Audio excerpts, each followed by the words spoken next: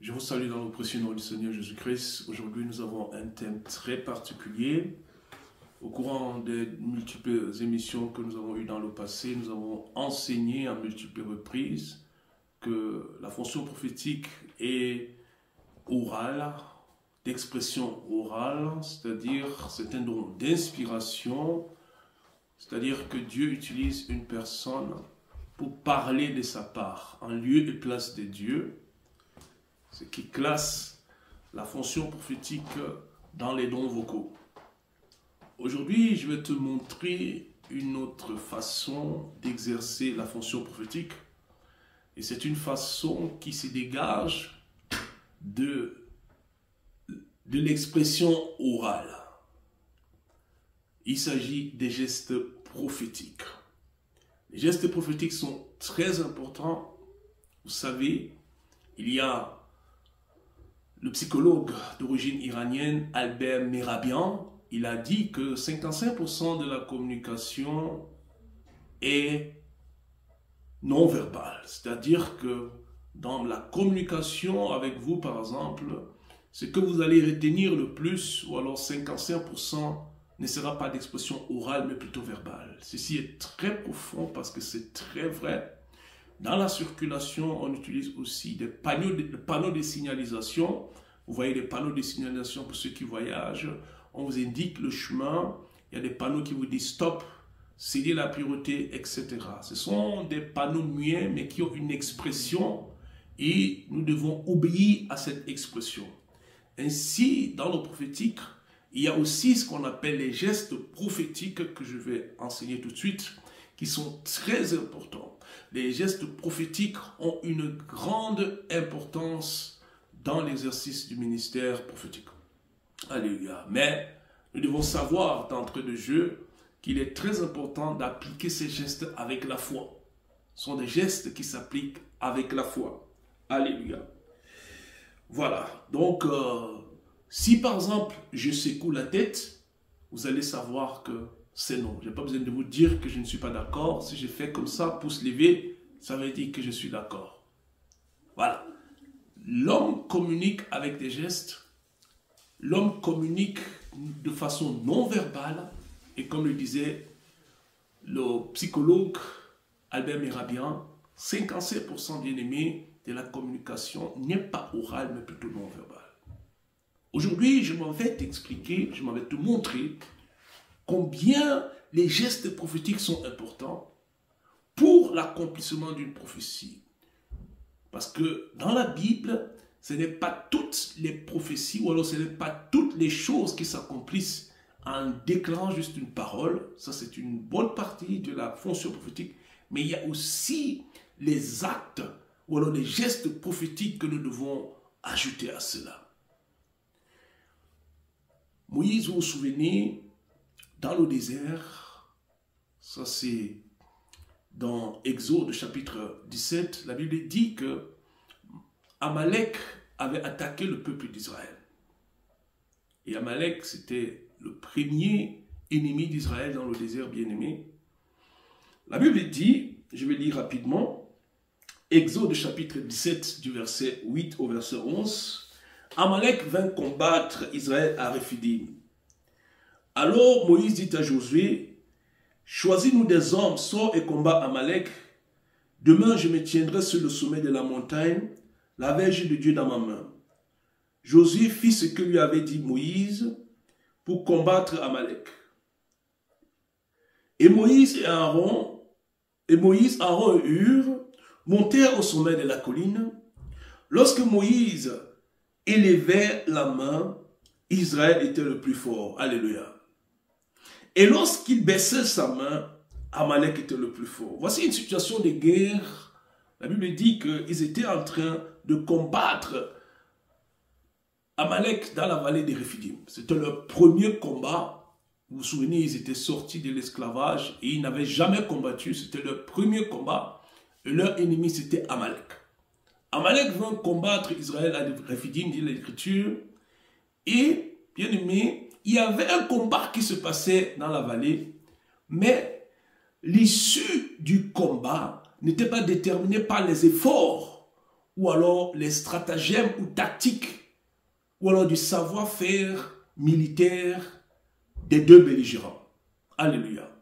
Le combat était décidé par un geste prophétique. Alléluia. Un geste prophétique, la Bible dit, verset 11, lorsque Moïse élevait sa main, il n'avait pas prié. Il avait juste besoin d'élever sa main, bien-aimé. Israël était le plus fort. Et lorsqu'il baissait sa main, Amalek était le plus fort. Vous voyez?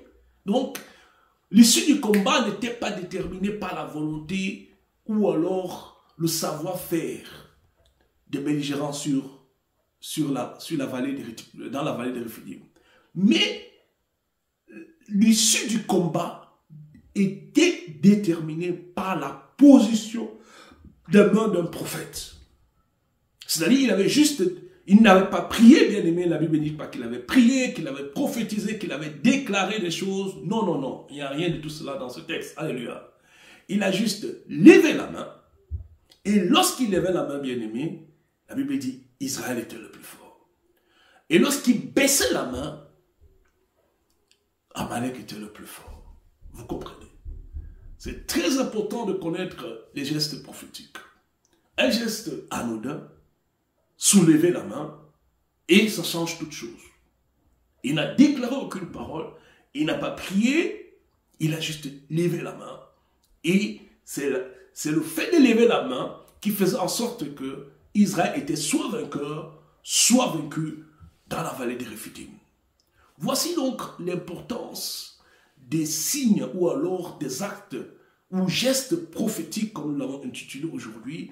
Ils sont très importants pour l'accomplissement des choses prophétiques. En effet, toutes les prophéties ou alors tout ce que Dieu a déclaré ne s'accomplit pas juste en déclarant la chose et en voyant la chose s'accomplir.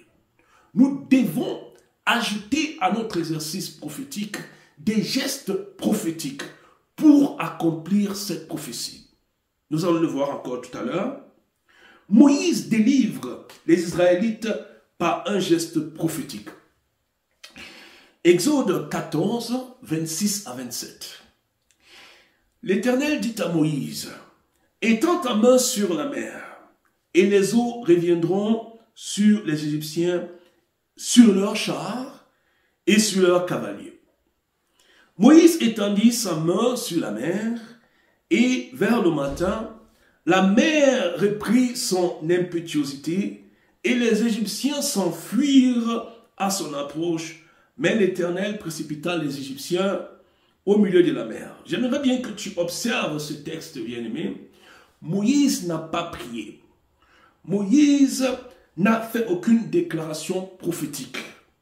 Moïse a juste étendu sa main. Alléluia. Dieu lui dit, étends ta main sur la mer. Étends juste ta main sur la mer. Il a fait ce qu'on appelle un geste prophétique. Il a étendu sa main sur la mer et la victoire est venue au travers de ce geste prophétique. Très important dans l'exercice prophétique d'ajouter des gestes prophétiques. Parce que nous le voyons dans la Bible. Et nous allons démontrer, nous n'avons pas le temps de démontrer. Sinon notre émission pourra faire 3 heures. Démontrer tous les gestes prophétiques de la Bible. Nous ne pouvons pas le faire en une émission. Alléluia. Je veux juste montrer une autre façon de pouvoir obtenir un accomplissement prophétique au travers des gestes prophétiques. Étends juste ta main. Ça peut sembler être un geste anodin. Étends ta main. Alléluia. Étends ta main et tu verras ce qui se passera. Très important, les gestes prophétiques. Un serviteur de Dieu peut te dire, mets ta main sur la tête. Ou alors, lève les mains. On dit, oh, pourquoi lever les mains? Ces choses ont une importance. Alléluia. Ces choses, ces gestes que le serviteur de Dieu vous demande de faire ont une importance, ont une portée prophétique. Et si vous ne faites pas tel qu'il vous l'a dit, vous ne verrez pas ces choses s'accomplir. Ou alors, il n'y aura aucune intervention de la part du Seigneur. C'est très important que le peuple de Dieu puisse connaître les gestes prophétiques. Les gestes prophétiques sont très importants devant le Seigneur, très importants pour l'accomplissement. Dieu aurait pu dire, déclare tout simplement, ou alors déclare, dit une parole pour que la victoire puisse venir. Non, Dieu ne l'a pas fait. Alléluia. Il lui a juste dit, étends ta main sur la mer. Étends ta main sur la mer, bien-aimé. Juste le fait d'étendre sa main a porté la délivrance à Israël. Le fait d'étendre sa main en direction de la mer a porté la victoire. Ceci est très très profond. Les gestes prophétiques. Nous restons avec Moïse. Moïse avait frappé le rocher 2 fois. Il a frappé le rocher 2 fois et l'eau a jailli du rocher. Alléluia. Vous croyez que c'est vraiment les 2 coups que Moïse a frappé sur le rocher qui apporte l'eau? Non. Va essayer. Essaie de frapper 2 fois sur un rocher, si l'eau sortira. Non. C'est-à-dire, pour l'accomplissement, pour que l'eau puisse venir, Moïse n'a pas prié. Moïse n'a pas jeûné. Moïse n'a pas déclaré. Il a juste frappé 2 fois. Nombre chapitre 20 au verset 11. Puis Moïse leva la main et frappa 2 fois le rocher avec sa verge. Il sortit de l'eau en abondance. L'assemblée but et le bétail aussi.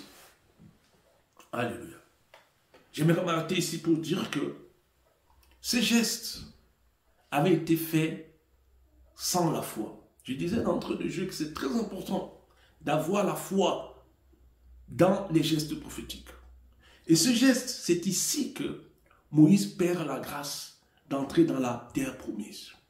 Parce qu'il avait fait et il avait dit, mais est-ce que c'est de ces rochers que l'eau sortira? Non, en quelque sorte, il a douté.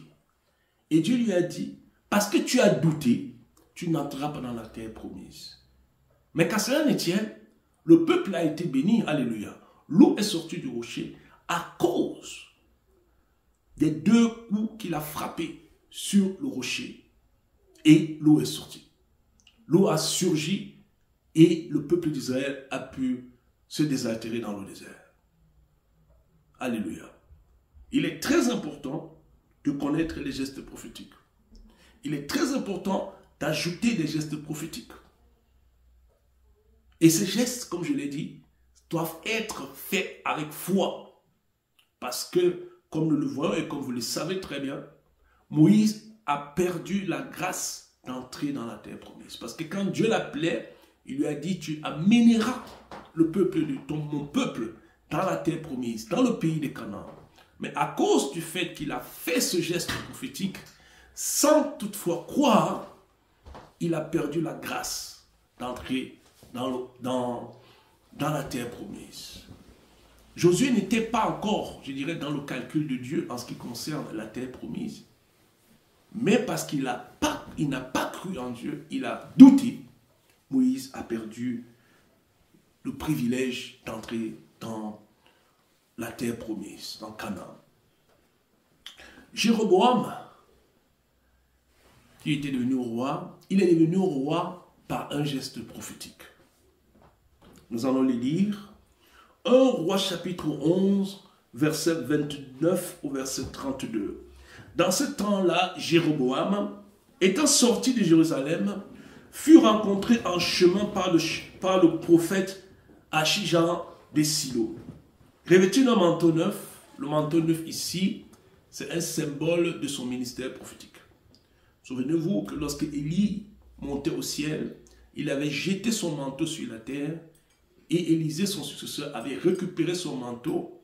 Et son manteau, le manteau d'Élie, était le symbole de son autorité prophétique. Il a frappé le Jourdain et le Jourdain s'est divisé en 2.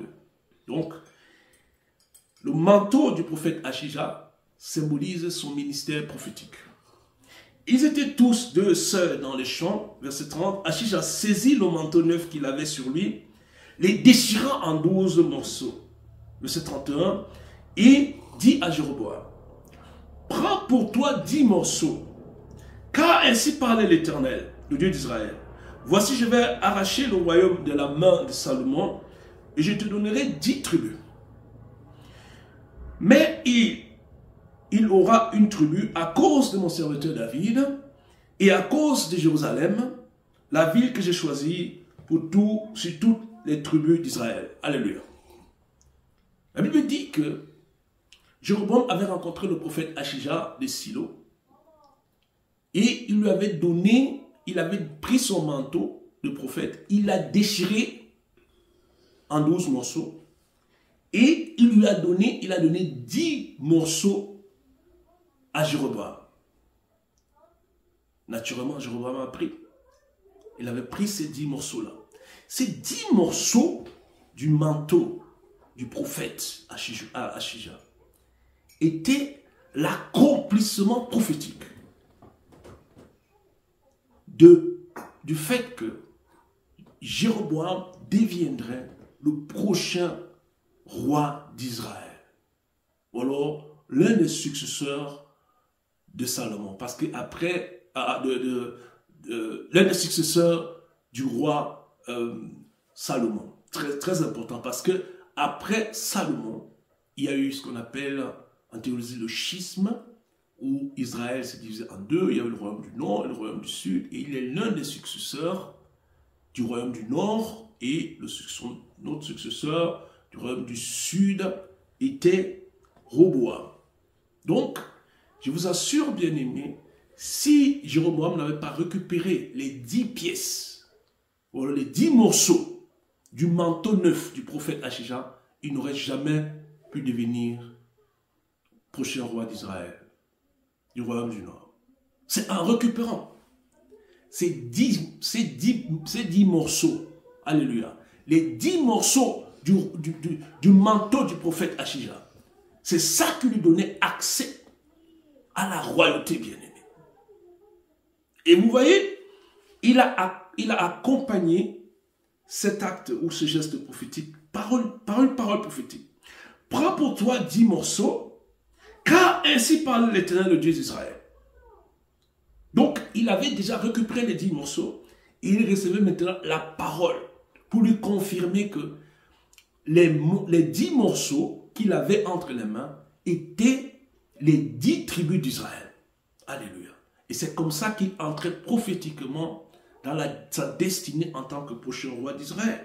Voici, il dit à Jéroboam, verset 31, « Prends pour toi 10 morceaux, car ainsi parle l'Éternel, le Dieu d'Israël. Voici, je vais arracher le royaume de la main de Salomon, et je te donnerai 10 tribus. » Vous voyez? Donc, les 10 tribus qu'il avait en main symbolisaient prophétiquement les 10 morceaux qu'il avait entre les mains symbolisaient les 10 tribus d'Israël. Et je vous assure, s'il n'avait pas récupéré les 10 morceaux du manteau neuf du prophète Achija, il n'aurait jamais été le prochain roi d'Israël.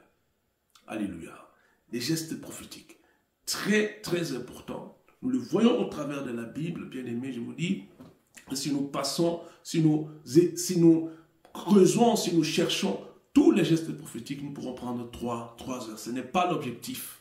Notre objectif, c'est d'apporter un échantillon, d'apporter une connaissance, pas forcément exhaustive, mais de savoir que ces choses existent et qu'il faut appliquer ces choses dans la fonction, l'exercice prophétique. C'est-à-dire que lorsque nous fonctionnons dans le prophétique, nous ne devons pas seulement déclarer la parole de Dieu, mais il y a des gestes prophétiques qui vont avec. Et ces gestes prophétiques-là sont là pour l'accomplissement. Alléluia. Pour que cette chose s'accomplisse dans la vie de la personne. Alléluia. Élisée demande à son serviteur Géhazi de prendre son bâton. Il y a la femme sunamite qui avait reçu un bébé de façon miraculeuse et le bébé était mort.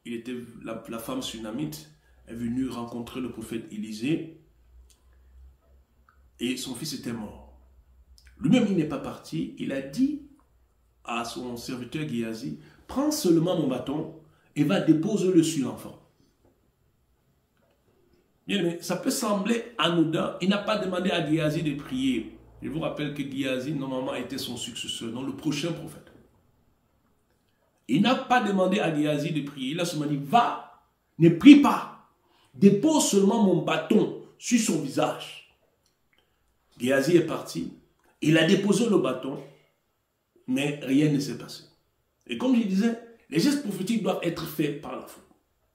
Géasi est revenu, en fait, l'enfant n'a pas ressuscité. Géasi est revenu vers le prophète Élisée pour lui dire que non, ça n'a pas marché.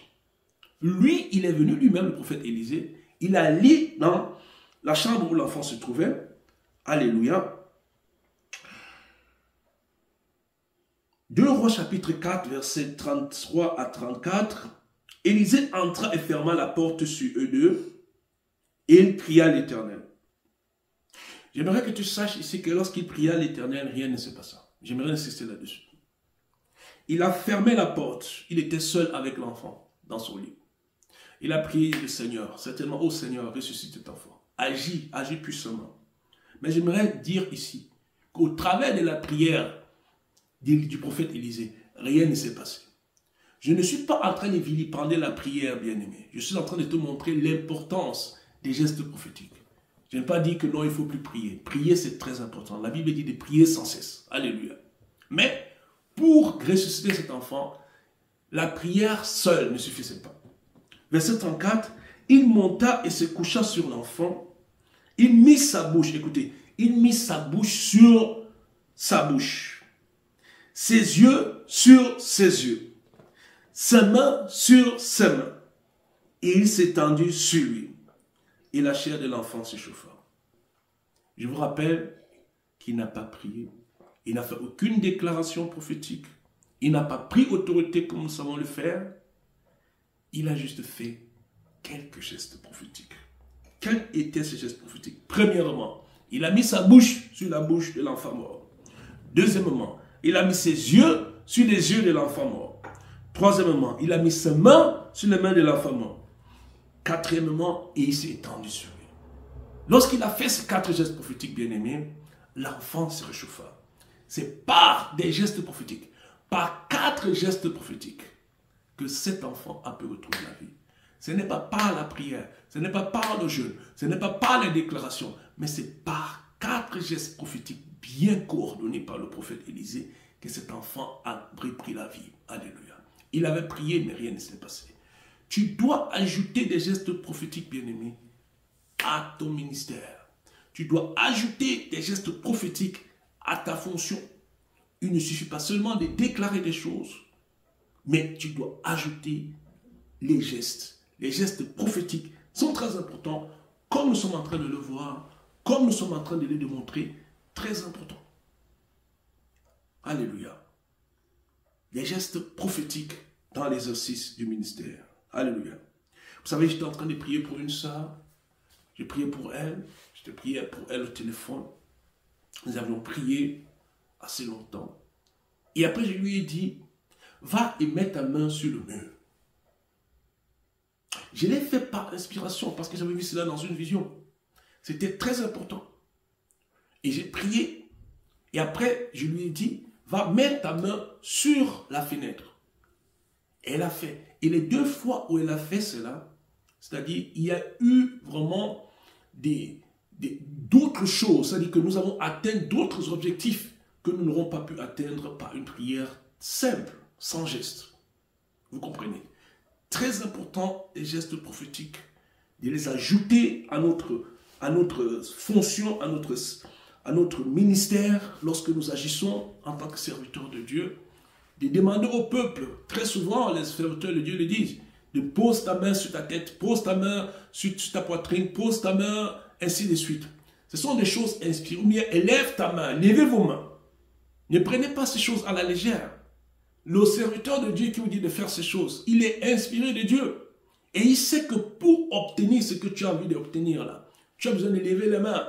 Ne dis pas, oh, pourquoi est-ce que je dois lever les mains? Lève les mains, parce qu'en élevant les mains, tu recevras ce pourquoi. Hein? Tu recevras ce que tu désires.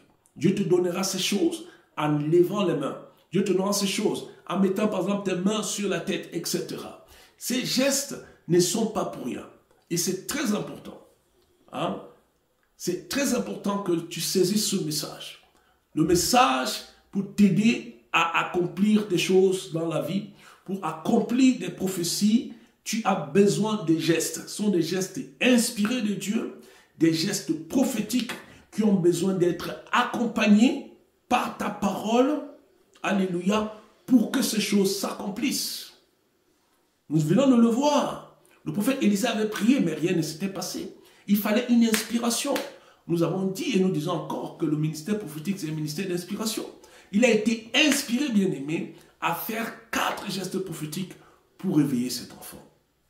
Quel est le geste prophétique qui te manque pour aller à la prochaine étape? Quels sont les gestes prophétiques qui te manquent pour avoir un exaucement? Quels sont les gestes prophétiques que tu n'as pas encore fait pour pouvoir atteindre quelque chose? Un autre geste prophétique, ça peut être tout simplement une offrande.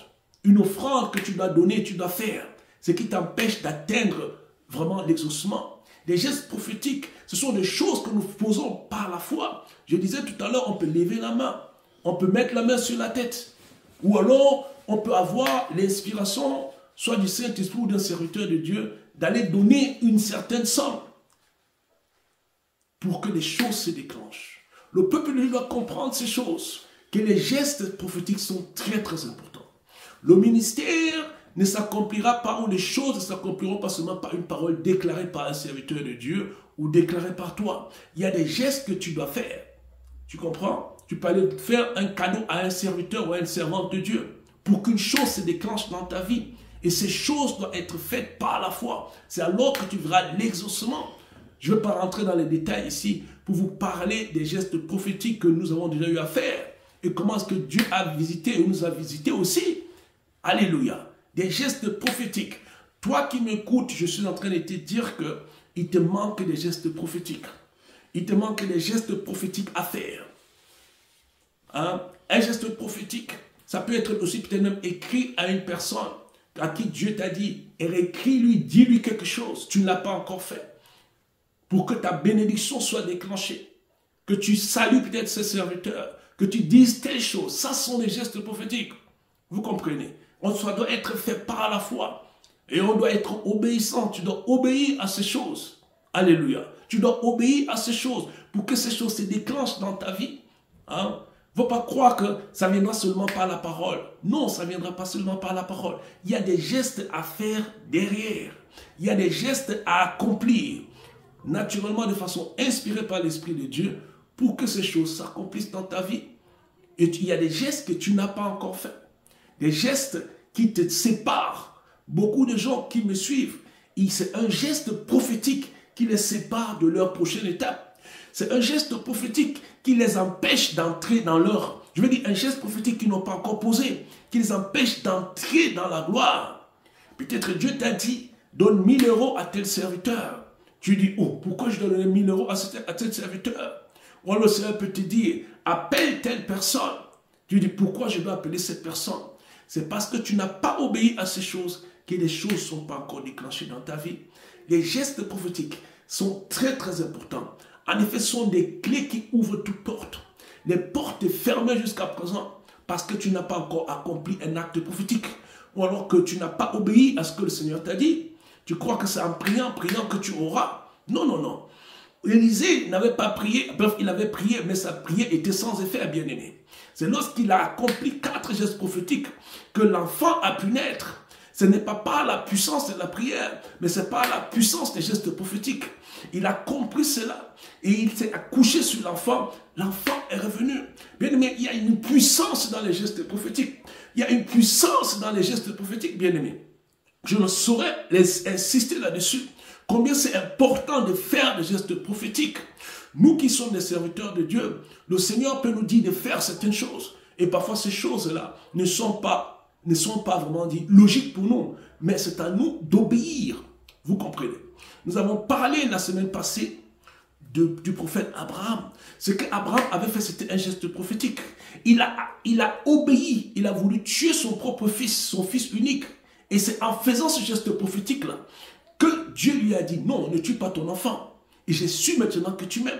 C'est en faisant le geste prophétique, bien-aimé, qu'Abraham, la vie d'Abraham a changé. Et Dieu lui a fait de grandes promesses. Alléluia. Je suis en train de parler de Genèse chapitre 22. Parce qu'il a obéi, il a obéi, il a obéi. Et c'est ainsi que Dieu a dit, cet homme, c'est un homme à qui je peux faire confiance. Alléluia. Et il y a des gestes prophétiques qui te manquent. Il y a des gens à qui Dieu a dit, donne telle somme d'argent. Hein? Tu n'as pas encore fait ce geste-là. Mais tu attends que Dieu t'exauce. Tu fais les 40 jours de prière et tu vois que rien ne s'est passé. Bien aimé, rien ne s'est passé parce que tu n'as pas encore fait ce geste prophétique-là. Tu n'as pas encore fait ce que Dieu t'a demandé de faire. Un petit geste seulement. Très souvent, il ne faut pas prier. Très souvent, il faut juste faire un geste. Alléluia. Un geste prophétique. Et comme je disais, c'est une clé qui t'ouvre beaucoup de portes. Ce geste-là ouvrira des portes qui jusqu'à présent sont fermées dans ta vie. Alléluia. Je sais que je suis en train de parler au peuple de Dieu. Des gestes prophétiques. Très importants.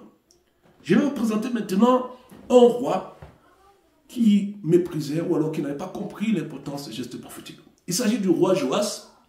Le roi Joas, il avait eu l'occasion, bien aimé, d'exterminer les Syriens. Les Syriens sont les ennemis du Nord. Il était venu voir le prophète Élisée. Le prophète Élisée était vers la fin de sa vie. On est dans 2 Rois chapitre 13. Il est venu voir le prophète Élisée. Le prophète Élisée lui a dit, on va lire ensemble,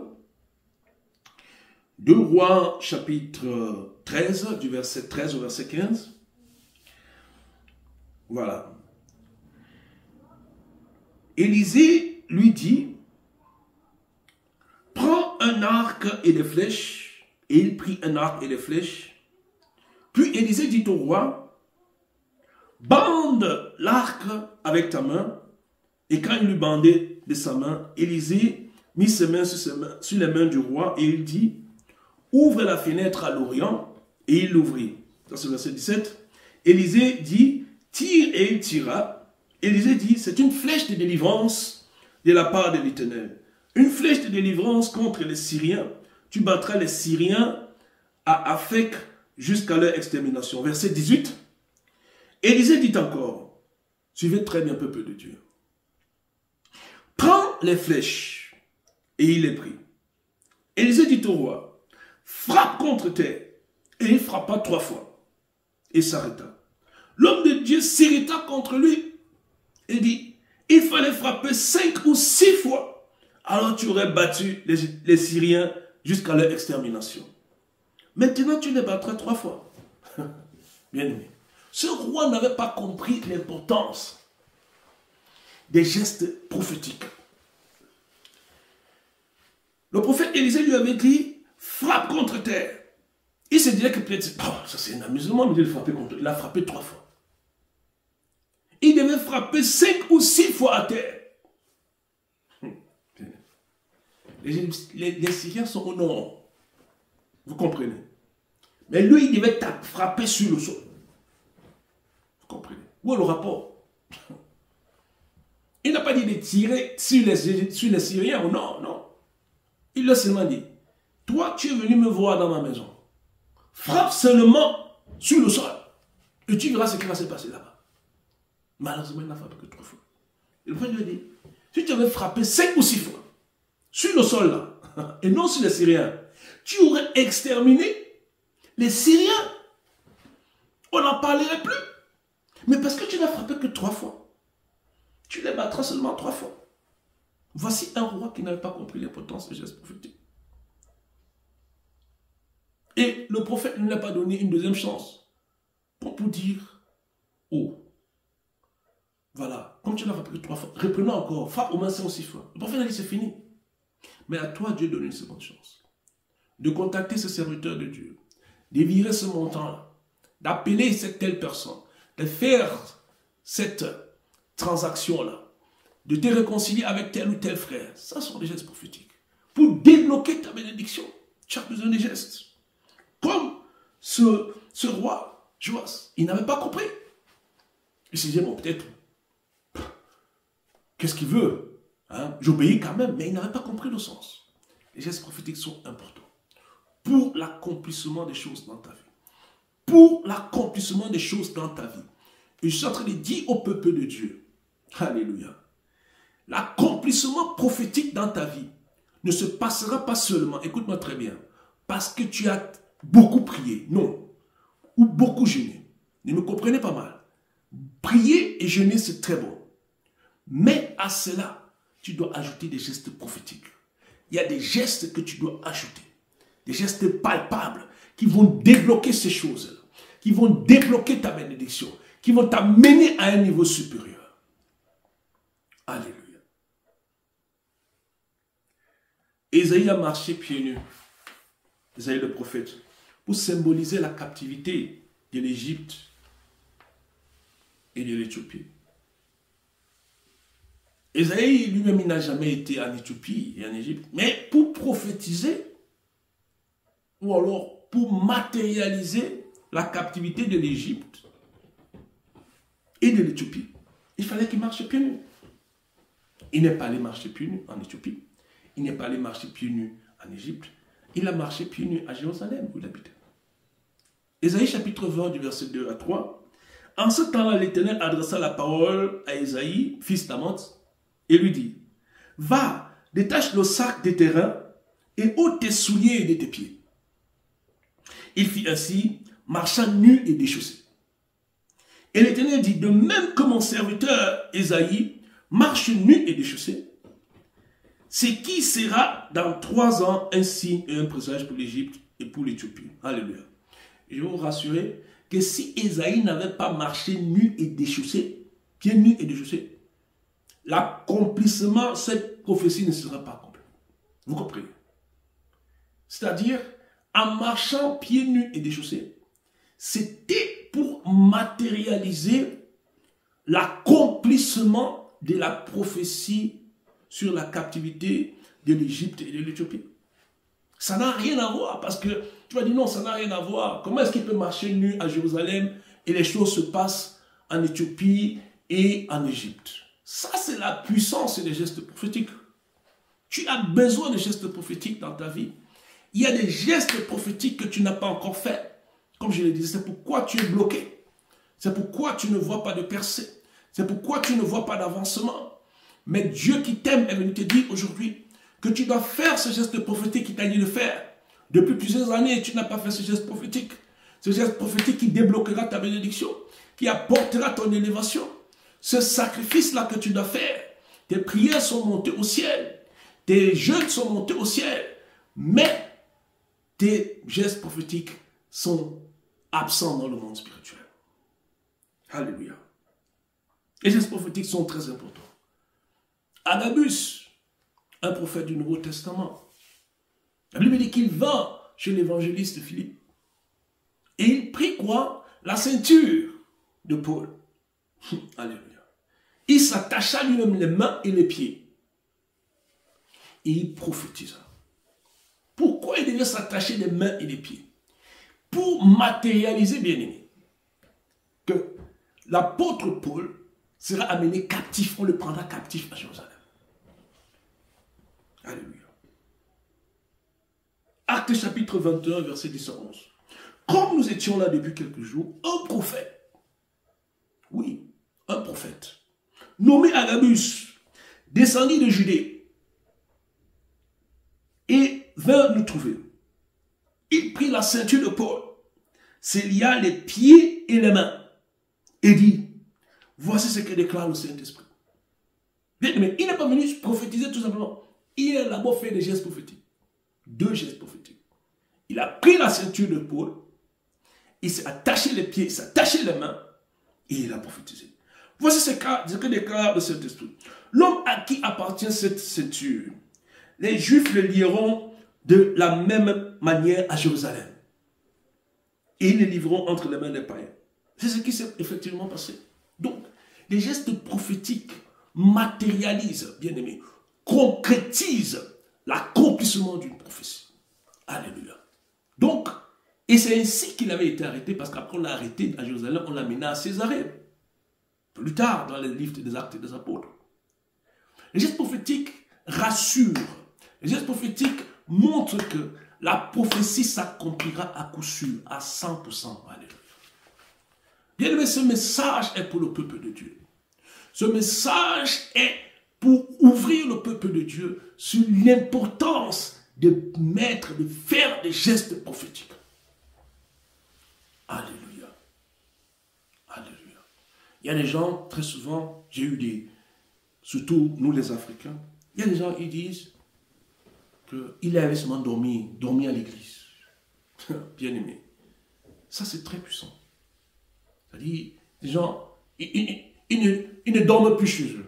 Ils ne prennent pas de matelas, rien. Ils vont seulement dormir à l'église. Ça, c'est un geste prophétique. Et bien aimé, de tels gestes ont une grande répercussion spirituelle. Je vous assure. Des gestes prophétiques. Et c'est ça qui manque au corps du Christ. Très peu de gens font des gestes prophétiques. Les gens prient beaucoup, ils jeûnent beaucoup. Ça, c'est bien. Mais les gestes prophétiques manquent. Les gestes prophétiques te manquent. Bien aimé, toi qui m'écoutes, il te manque un geste prophétique pour passer à la prochaine étape. Il te manque un geste prophétique que tu n'as pas encore fait. Quelque chose que Dieu t'a dit de faire et tu n'as pas fait. Dans un rêve, Dieu t'a révélé de faire quelque chose, tu ne l'as pas fait. Et tu pries, tu jeûnes. Les choses ne s'accomplissent pas. Ce n'est pas que ta prière n'est pas efficace. Ta prière monte au ciel. Mais c'est que le geste pour déclencher toutes ces choses, tu ne l'as pas encore fait. Et je disais, les gestes prophétiques, ça se fait par la foi. Peut-être Dieu t'a dit de donner 5 000 euros. Ouh, 5 000 euros, c'est trop cher. Non, ces 5 000 euros-là seront multipliés au centuple. Parce que c'est que les 5 000 euros-là, l'offrande de 5 000 euros que tu donneras à ce serviteur ou à ce servante de Dieu, déclenchera une bénédiction qui va faire le centuple. Déclenchera une bénédiction qui va t'apporter 1000. Déclenchera une bénédiction qui va t'apporter 10 000. Alléluia. Que ma prière, c'est que tu puisses comprendre ce message. Ma prière, c'est que tu puisses comprendre l'importance, à côté de tes prières et tes jeûnes que tu fais. Alléluia. D'utiliser des gestes prophétiques, bien-aimés. De poser des actes prophétiques. Et tu verras comment les choses vont changer. Comment Dieu va renverser la situation. Une personne qui m'écoute n'a pas obéi encore au Seigneur. Une personne qui m'écoute n'a pas encore fait des gestes prophétiques. Une personne qui m'écoute est un grand intercesseur, est un grand jeûneur. Mais bien aimé, ça ne suffit pas. Tu dois accomplir, tu dois faire des gestes prophétiques, des actes prophétiques pour t'amener à la prochaine étape. Ce qui te manque, c'est un geste prophétique. Un geste qui va déclencher les choses dans ta vie. Un geste qui va changer toute ta vie, de tout ce que tu ne peux t'imaginer. C'est un geste prophétique qui te manque. Et ce geste, comme on l'a dit, doit être fait par la foi. Alléluia. Bien aimé, il y a beaucoup de gestes prophétiques dans la Bible. Nous ne pouvons citer, comme je te l'ai dit, pour ne pas citer tous les gestes prophétiques qu'il y a dans la Bible. Cet enseignement est de nature à t'enseigner justement que ces choses existent, que les gestes prophétiques existent et que Dieu attend de toi que tu puisses dorénavant, à partir d'aujourd'hui, faire des gestes prophétiques. Des gestes prophétiques par la foi pour déclencher des choses dans ta vie, pour déclencher la délivrance, déclencher un travail, déclencher la maternité pour ceux-là qui ont besoin d'enfants, déclencher un mariage dans ta vie. Toutes choses, je vous assure, par l'écriture, comme on l'a vu ici, ne s'accomplissent pas seulement en priant en jeûnant. Je suis désolé de te le dire. Je suis désolé de te le dire. Il y a les gens qui comprennent ces gestes prophétiques-là. Très souvent, ils ne prient même pas. Je vous assure. Ils savent seulement ce qu'ils doivent faire. Je dois faire une offrande à telle ou telle personne. Et ma vie sera, les choses vont se déclencher dans ma vie. Les gens, comme on a dit, ils vont dormir à l'église.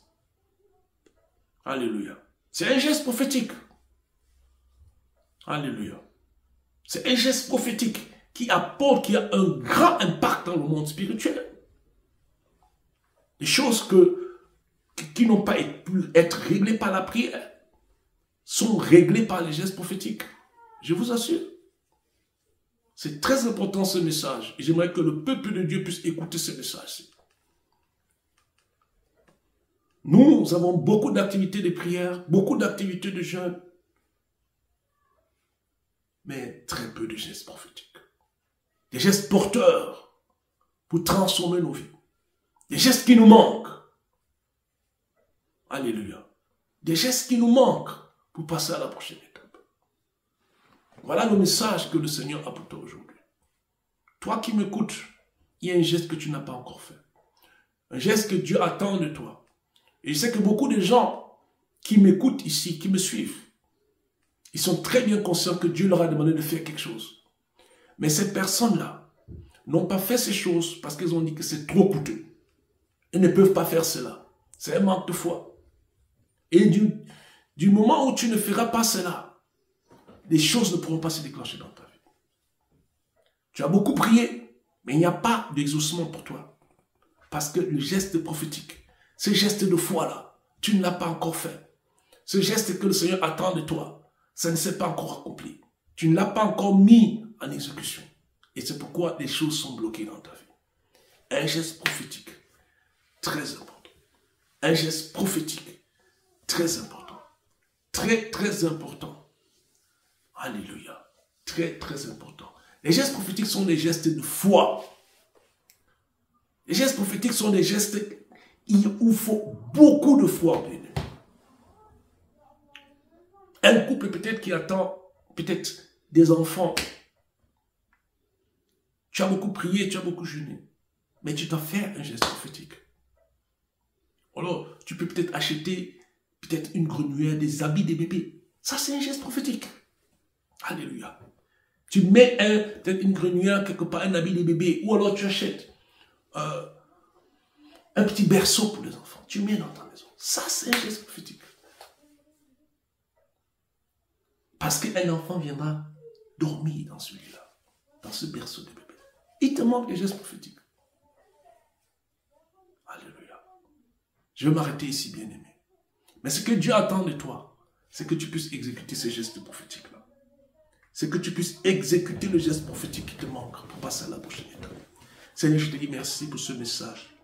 Je prie pour ton peuple, Seigneur, que ton peuple puisse retenir ce message. Et que ton peuple, Seigneur, puisse poser des actes prophétiques. Poser des actes prophétiques. Le peuple de Dieu a besoin des actes prophétiques. L'intercesseur a besoin des actes prophétiques. De poser des actes et des gestes prophétiques. Ce qui manque, déclare encore le Seigneur, ce sont des actes prophétiques. Tu ne m'as pas encore donné ce que je t'ai demandé de me donner. Tu ne m'as pas encore donné ton Isaac. Ton Isaac que tu gardes, déclare le Seigneur. Tu m'as gardé ton Isaac alors que je voulais te donner des nations. Tu as gardé ton Isaac, déclare le Seigneur. Tu ne voulais pas me donner ton Isaac. C'est pourquoi les choses ne sont pas déclenchées dans ta vie. Bien-aimé, écoute cette parole de Dieu. Dieu veut que tu lui donnes le meilleur de toi. Obéis à ce que le Seigneur t'a dit et les choses se déclencheront pour toi. Seigneur, je bénis ton peuple maintenant. Seigneur, que ton peuple puisse obéir. Obéir aux choses que tu leur as dites dans le lieu secret. Tu as parlé à ton peuple dans le lieu secret. Tu as inspiré ton peuple, Seigneur, dans les visions. Tu as inspiré ton peuple dans les rêves. Et maintenant, Seigneur, c'est à ton peuple d'agir. Au nom de Jésus-Christ. Amen. Voilà. Je vais maintenant venir à ce que j'appellerais un rappel prophétique. Rappel prophétique en ce qui concerne les élections présidentielles au Cameroun. Vous savez que très bientôt, le 12 octobre, il y a les élections présidentielles au Cameroun. Je dis que ceci est un rappel parce que, comme c'est la période électorale ou le pré-électoral, il y a beaucoup de prophéties qui sont sorties. Des prophéties qui déclaraient le prochain président du Cameroun, etc. Quand j'ai vu ces choses, j'ai juste ri. Ce sont des choses qui ont été déclarées par des prophètes. Mais j'ai dit ici encore qu'il n'y aura pas de changement par les élections. Je l'ai déjà dit, c'est juste un rappel. Vous savez, la structure historique et géopolitique du Cameroun ne permet pas l'alternance par les élections. Quand vous regardez le premier président du Cameroun, Amadou Ahidjo, paix à son âme, il n'a pas accédé au poste de président par les élections. Il a passé 22 ans au pouvoir et il a été enlevé du pouvoir. Celui qui est maintenant président depuis plus de 42 ans, il n'a pas été élu à ce poste. Écoutez très bien. Il est entré dans ce poste sans élection. La géopolitique du Cameroun n'est pas comme les autres pays. C'est ce que le peuple de Dieu doit comprendre. Parce que je sais que les gens, ils suivent ces gens-là, je vais les appeler comme ça, qui leur nourrissent un espoir. Ce que je suis en train de dire, ce n'est pas populaire et ça ne plaît pas aux gens. Jérémie avait prophétisé 70 ans de la captivité de Juda. Jérémie chapitre 25 au verset 12. 3 chapitres plus tard, il y a un prophète que j'appellerais un faux prophète du nom de Anania, Jérémie chapitre 28, qui s'est levé à Jérusalem, dans le temple, pour déclarer que non, la captivité de Juda ne durera que 2 ans. Et cette fois, on dit, ouais, non. Et Jérémie avait affronté ce faux prophète. Et Jérémie lui a rappelé que non, la captivité de Juda durera 70 ans. Ce prophète, ou faux prophète Anania, était devenu très populaire parce qu'il avait déclaré une parole que le peuple à Jérusalem voulait entendre. Moi, je ne suis pas là pour vous déclarer ce que vous voulez entendre. Je vais vous déclarer ce qui va arriver. Il n'y a pas d'alternance au Cameroun par les élections. Je suis désolé de vous le dire. J'ai déjà donné quelques prophéties sur le successeur, sur comment est-ce que les choses vont se passer. Les choses se passeront toutes comme en 2018. Vous comprenez? Ce n'est pas un message populaire que je suis en train de donner ici, mais je suis en train de vous dire ce qui arrivera. La Bible dit quoi? Qu'on connaîtra un prophète par ce qu'il a dit, si ce qu'il dit s'accomplit. Donc, le Cameroun, c'est un pays particulier. Actuellement, on a un problème, on a un entraîneur de football qui a démissionné et après qui n'a pas démissionné. Ça ne se passe qu'au Cameroun. Les choses comme ça sont très bizarres. Ce sont des choses qui se passent qu'au Cameroun. Et c'est quand le Cameroun est mené au score qui joue le meilleur football. C'est un pays très particulier. Ce n'est pas un pays comme le Nigeria où après 4 ans, il y a un changement. Le système est différent. Donc je voulais prendre le temps pour rappeler au peuple de Dieu que ce n'est pas par ces élections que vous attendez que vous aurez l'alternance. Il n'y a jamais eu d'alternance au Cameroun par les élections. Au Cameroun, les élections sont figuratives. C'est-à-dire qu'on fait des élections pour dire qu'on a fait des élections, mais les élections ne changent rien. Le temps viendra où ce président partira. Il n'est pas venu par les élections. Et il ne partira pas non plus par les élections. Voici ce que je vais dire au peuple de Dieu. Vous qui suivez et qui applaudissez ces gens qui vous donnent le prochain président. Je suis désolé de vous dire que ça n'arrivera pas. Les choses seront comme en 2018.